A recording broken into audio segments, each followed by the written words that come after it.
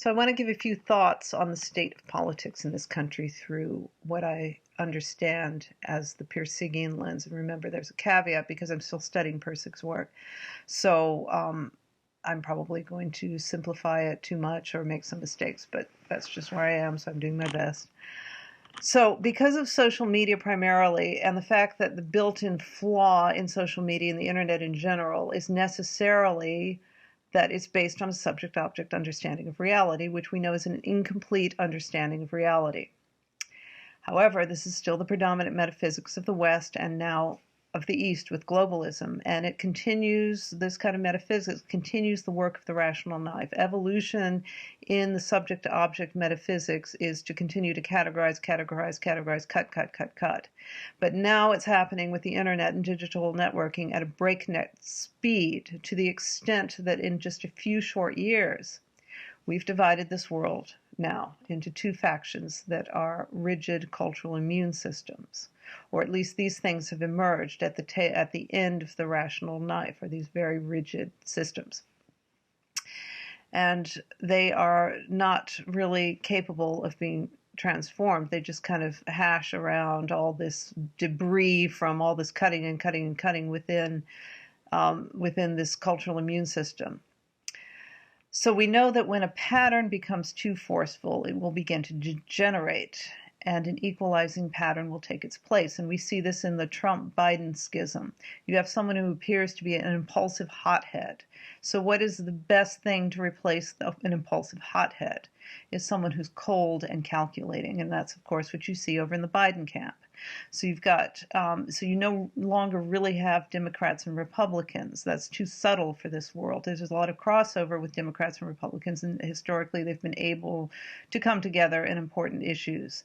You don't see that anymore. Now you have something like the establishment left versus MAGA.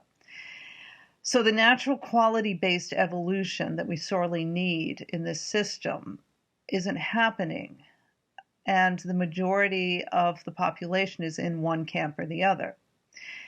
And instead, like I said, we've sped up our evolution based on categorization and not on quality, because that isn't our metaphysics. Our metaphysics is, is objects. They're objects in the world, and we deal with objects, and everything in our head is based on our understanding of these objects.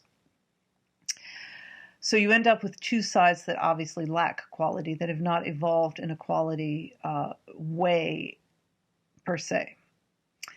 I really enjoy the true middle-of-the-road progressive pundits on YouTube. That would be like The Hill, Jimmy Dore, Nico House, the last remaining journalists, it seems, both liberal conservative like Mike Taibbi, Aaron Maté, Glenn Greenwald, of course, Jonathan Turley, and there's some other journalists on the right who have good reputations. And then, of course, there's some smaller channels that get it on YouTube. And one pundit I really appreciate is Kim Iverson. And here is a clip of her defending herself against claims that she's no longer progressive, but instead is catering to the right, kind of like David Rubin did. So she's sort of a grifter, and this is what she's been accused of because she's made some statements that support some of Trump's policies, and in a lot of ways prefers Trump to Biden because one of her main issues is anti-war.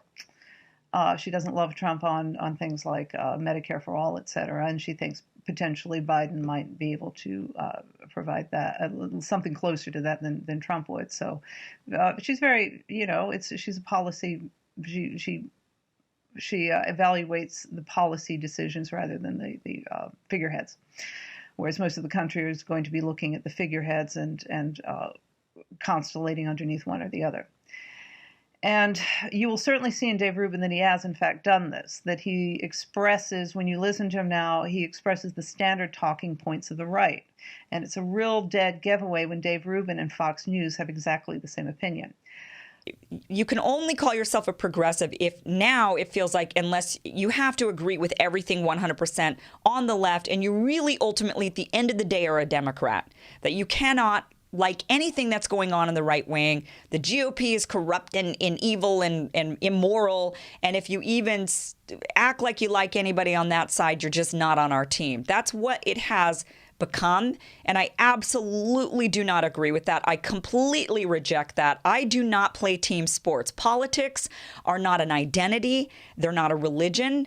They are not something you're born into. And every election cycle, you actually should take a step back and reassess where you stand on the issues and what the parties stand for. It shouldn't be, oh, I'm a lifelong Democrat. That's actually not a good thing. Or to be a lifelong Republican. That shouldn't be a good thing. That's like I'm a lifelong Dodgers fan, or I'm a lifelong whatever. I mean, it's crazy. We shouldn't be that. You should be independent in thought every election cycle. Every time you go to vote, you should be researching the issues and determining for yourself as an independent what you agree with. But instead, we've reeled into this team sport mentality, which is so unhealthy for our country. And it is, you're either on one side or the other. And if you're on this side, you can't like anything on that side. And if you do, then you're not one of us. And that's what it's become. So she says this is a tough place to be, and she's right, because the majority of people you're going to run into these days are again in one camp or the other. They're either in the establishment left or the far left's a different issue. I'm not going to address that here. I think that's another. I think it's something like another cultural immune system within the so-called left. So these two factions that really are at odds with each other. But anyway, if you're not in one camp or the other, if you don't mirror the list of static opinions, then you're a traitor. So you've probably experienced this. You talk to someone who's an avid Biden supporter, and then you talk to someone who's an avid Trump supporter, and you're pretty much having the same conversation, just replace the static opinions. So Kim is describing an interesting standpoint of being open to ideas on both sides, and that is in short supply. And it reminds me of this very interesting phenomenon, which I've mentioned before, the political compass test, and I will put a link to that underneath, and you can see where you stand on the spectrum. So here on the political compass, you can see at the top, you have the authoritarians, left-right authoritarians, at the bottom, left-right libertarians. And the people on the top, the authoritarians cannot get along. So you've got MAGA and the Democrats, I guess you would call them at this. I mean, they call themselves Democrats, but I'm going to come to that in a second. You've got the Democrats versus the Trump supporters, and they're both authoritarian. They've got their lists of talking points. They repeat the same talking points. They have these static patterns that do not vary, and you cannot step outside the camp without being the assumption of the side that you're stepping out of, assuming that you're, completely on the other side, because they only understand the authoritarian point of view, and they're both authoritarian. On the bottom, you've got the libertarians, and these people I mentioned, these more nuanced channels like Jimmy Dore and Mate and these journalists, the people I mentioned earlier, Kim Iverson, they are all libertarians. They do get along.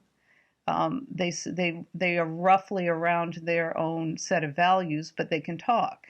The issue is that there are progressive Democrats and there are progressive populists, and I fall in the progressive populist camp. So that populism means that there are conservative populists that I agree with more than Democrats, establishment Democrats.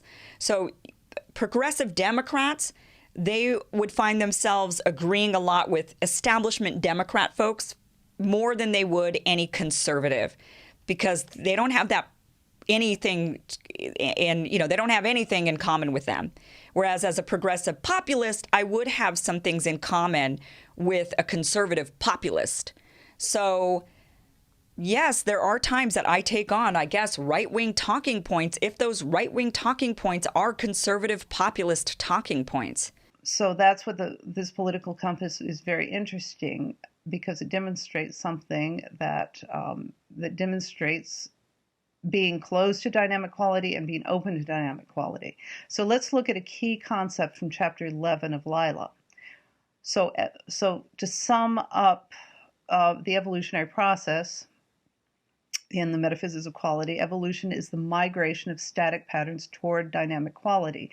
That means static patterns, when things are good, they kind of they kind of stay in a pattern because it's a useful pattern for the project of evolution towards more and more freedom, more and more flexibility, to overcoming the static forces that push towards entropy, which is actually, there's a dynamic quality to that. But for the sake of argument right now, let's just say that static patterns are always trying to open up and become more flexible and more competitive and freer, let's just say. So this means in order for things to get better, for example, to evolve, they need to be migrating, these patterns need to be migrating towards dynamic quality, which means their staticity, their static nature, their rough pattern orientation needs to be flexible. The walls of these systems need to be permeable. They need to be capable of updating. And this means that the authoritarians are stuck. They can't evolve, but the libertarians can. The libertarians are open to ideas from both sides, and even though they constellate around the left or around the right, whereas the authoritarians don't constellate. They are in one camp or the other, the left or the right. There's no budging. Therefore, these people, the Democrats as they stand now under Biden and the MAGA as they stand now under Trump, will eventually degenerate because they're too rigid. But if you want to see what needs to happen, watch the folks at the bottom of the compass on both sides, on the left and right, because in there are the good ideas, are the ideas that are updating, are the ideas that can take from both sides, and this is what we need for things to get better. So I'm hopeful that when people with clout call out this problem, like Iverson, like Greenwald, who actually left his news organization because it became too static, and someone like Mike Taibbi says, yes, Trump is an insane orange clown president, but he doesn't start wars, and contrary to the authoritarian left, he isn't controlled by Russia, and there's plenty of evidence for that. Each side will only hear half of this statement, though.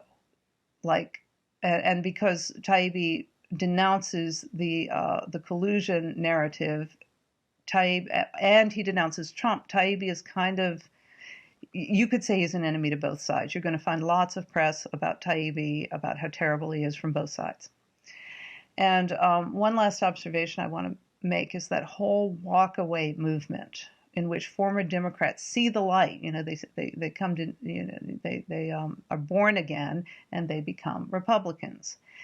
And as far as I can tell, MAGA Republicans. And they are a demonstration of replacing one ideology for another.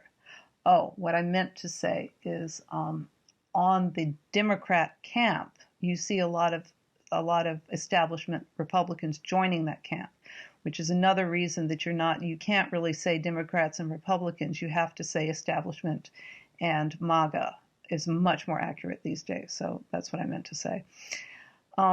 So these walkaway folks are really replacing one ideology for another. And they generally start appropriating the MAGA talking points. But walkaway focuses a lot on identity. They focus on, they show LGBT and minority people as much as they can who have been converted, which proves that you can be quite the right-wing authoritarian as an oppressed member of society.